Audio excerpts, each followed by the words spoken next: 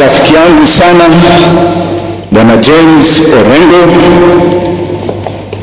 Mheshimiwa. Asante sana tafadhali. Thank you to Mrs. Wanjigi, my friend James Wanjigi and your siblings and the family as a whole, and my colleagues, the political leaders who are here.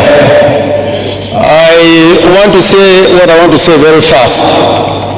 But in saying so, I want to remind ourselves that this church has been a sanctuary to many people in very hard times, and we don't take it for granted.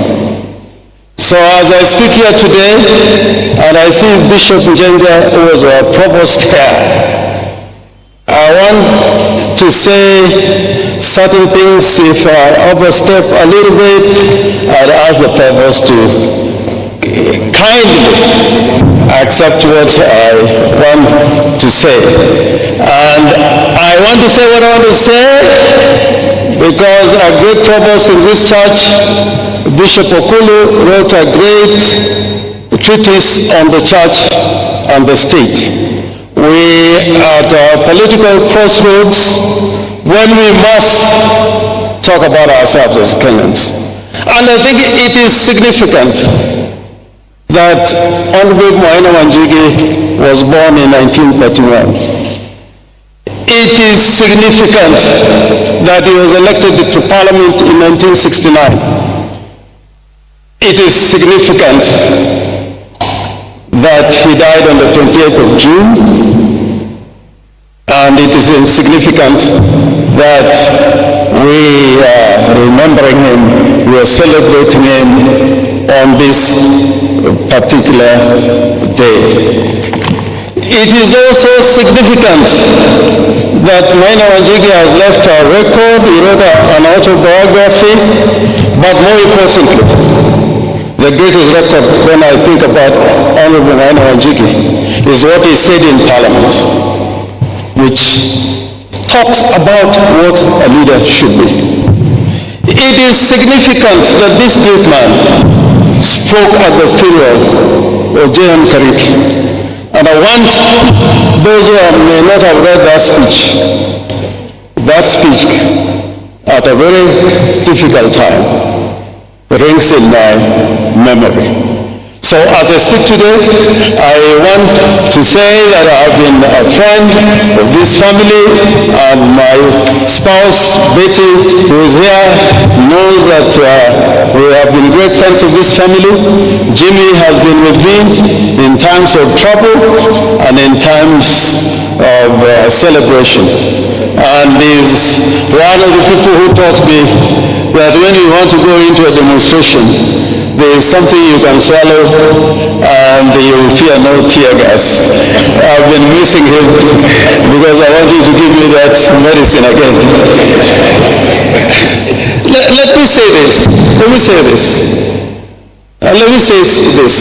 And I'm glad I have had this opportunity to say it today. In the time when Honorable Wanjigi was in Parliament, it was a very difficult time. It was during the one-party state. But during his time, when it came to matters of principle, he did not choose, he did not wait to be told where to vote. He voted from his heart. When JM was murdered, and all of you know there was a report before Parliament of the Select Committee chaired by Honorable Ngale, despite the wishes of the party at that time and the wishes of State House at that time, Honorable Wanjigi voted for that report. And not only voted for that report, he went to the funeral and said things that no Kenyan would have said at that time. Honorable Wanjigi, at the time when, during the Ruto crisis, when the government of the day knew what the members of parliament should be doing, he stood by the people of Moroto. So why am I saying all of this? I'm saying, please Kenyans, we have come at a time. You know, God is great all the time. When you say that God is great, when you say it from your heart, God is great all the time. He gave us a constitutional moment in 2010. God has given us another moment to resolve issues about Kenya. Now, not tomorrow. God has given us that opportunity today, not tomorrow. And I ask the church, because we are a member of the church, I'm a member of this church, that you must be on the front line and be part of the solution. Otherwise, the church will become part of the problem. And that problem will be solved when we can follow the example of Maina Wanjigi, who never hesitated.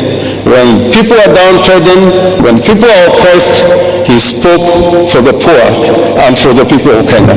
Thank you very much. Thank you very much, Governor. I want to tell you, as a family, the governor has been, please,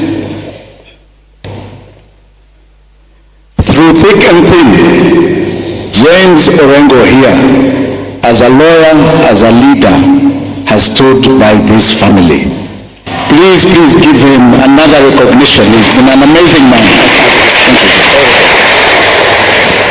The Honorable Charity Ngulu,